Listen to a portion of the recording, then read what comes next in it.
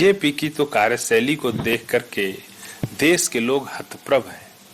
अरे भाई, हम लोगों ने भी इस देश पर 70 वर्षों तक शासन किया है। हमारे एक से एक प्रधानमंत्री हुआ करते थे।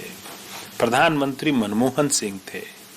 प्रधानमंत्री मनमोहन सिंह को तो कभी हम लोगों ने नहीं देखा कि इस तरह एग्रेसिव किसी मुख्यमंत्री को हटाने के लिए पूरी शक्ति झोंक दी जाए। सारे केंद्रीय मंत्रियों को, सारे लोकसभा राज्यसभा के सांसदों को विधानसभा में उतारा जाए कि जाके लड़के किसी तरह इसको हराओ।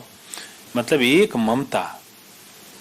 और जैसे अंग्रेज लोग घेरे थे ना झांसी के रानी को वध करने के लिए, उसी तरह ममता को ये लोग घेर लिया है चारों तरफ से और वो लड़ रही है।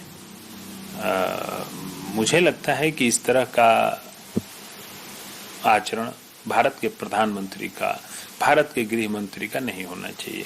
उनको मर्यादाओं को नहीं भूलना चाहिए, उनको देश के फेडरल स्ट्रक्चर को नहीं भूलना चाहिए, उनको राज्यों को दी हुई ताकतें नहीं भूलनी चाहिए। संविधान ने स्टेट लिस्ट बना करके 47 सब्जेक्ट्स को उसमें डाला है, जिसमें लॉ एंड ऑर्डर है, लेबर लॉ है, एग्रीकल्चर कानून है। कई चीजें राज्य सरकार को दी हुई हैं, सेंट्रल को नहीं भूलना चाहिए। सेंट्रल अब वो मानती है कि राज्य सरकार के पास कोई पावर नहीं है, वो सारा पावर सेंट्रल में है। ये फेडरल स्ट्रक्चर का देश है।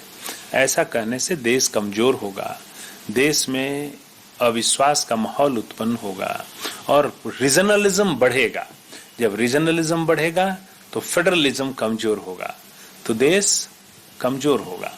तो जो बंगाल में हो रहा है वो भारत को कमजोर करने का सत्ता स्वार्थ में कुछ सरकार के जो टॉप 1-2 नेता हैं, इन नेताओं की मंशा सही नहीं है, इनकी कार्यशैली सही नहीं है, जिससे भारत को नुकसान हो रहा है।